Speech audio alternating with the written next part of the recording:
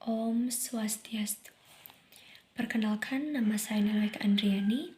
Di sini saya akan menjawab soal remedian dengan soal manfaat relevansi mata kuliah belajar dan pembelajaran serta apa yang Anda peroleh. Mata kuliah belajar dan pembelajaran adalah mata kuliah dasar yang harus dikuasai oleh mahasiswa tentang berbagai konsep dasar, teori, proses, tujuan dan implementasi aktivitas belajar dan pembelajaran. Berbagai aktivitas belajar membutuhkan model, pendekatan, strategi, metode, dan teknik pembelajaran yang relevan. Berbekal dengan pemahaman tentang aktivitas belajar dan pembelajaran, serta berbagai komponen terkait dengan perilaku, materi, tujuan, sumber belajar, dan karakteristik.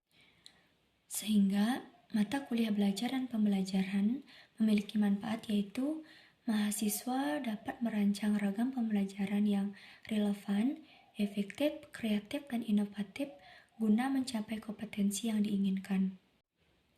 Mahasiswa mampu mengenal proses dan hasil belajar serta evaluasi yang dapat dilakukan, seperti mengidentifikasi faktor pendukung, faktor penghambat, permasalahan yang ada, dan mencari solusi strategis guna mengatasi efektivitas pembelajaran.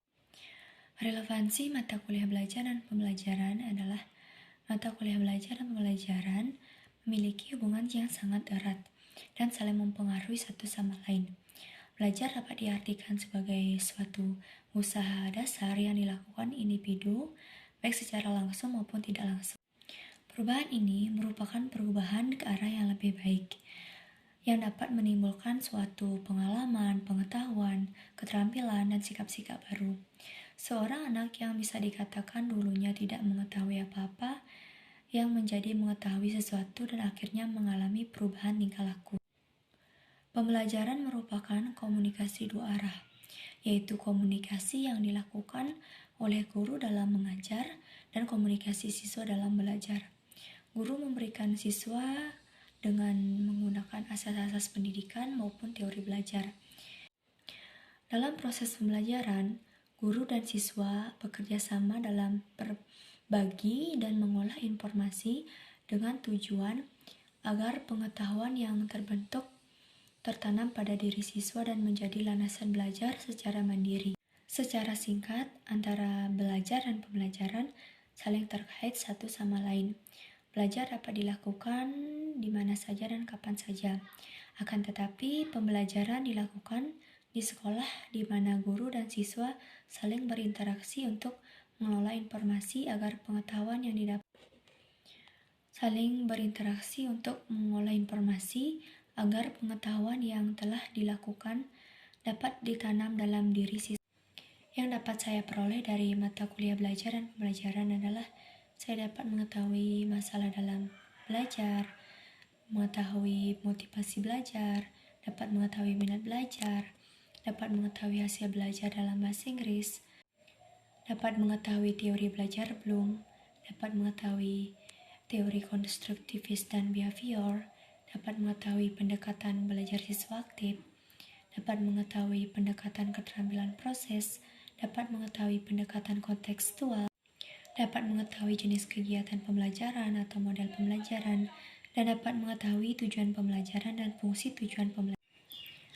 Dalam motivasi dan minat belajar ini merupakan faktor-faktor dari belajar dan pembelajaran. Dalam faktor pembelajaran ini terdiri dari dua, yaitu faktor eksternal dan faktor internal. Dalam faktor internal ini terdiri dari minat, bakat, keinginan.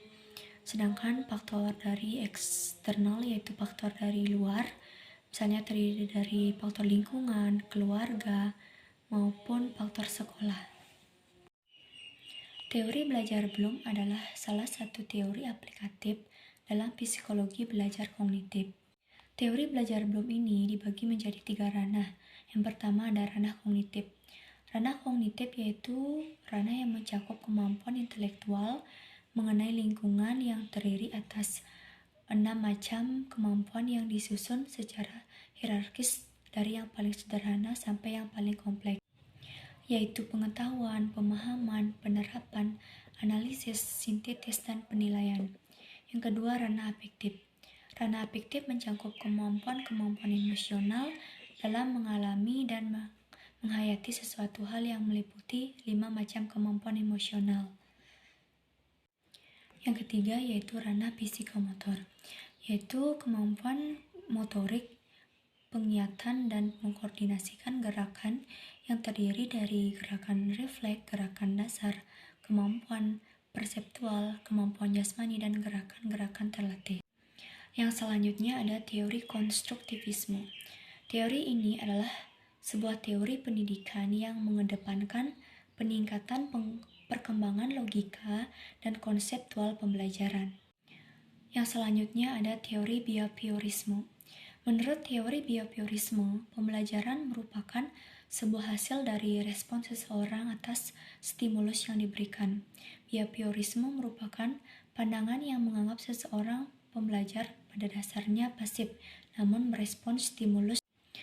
Cara belajar siswa aktif adalah pendekatan pembelajaran yang memberikan kesempatan kepada siswa untuk aktif terlibat secara fisik, mental, intelektual, dan emosional dengan harapan siswa memperoleh pengalaman yang maksimal baik secara kognitif, afektif, dan psikomotorik. Pendekatan konseptual merupakan konsep belajar yang membantu guru mengkaitkan antara materi yang diajarkan dengan situasi dunia nyata peserta didik dan mendorong peserta didik untuk membuat hubungan antara pengetahuan yang dimiliki dengan menerapkannya dalam kehidupan mereka. Demikianlah jawaban dari remedial saya. Saya ucapkan terima kasih.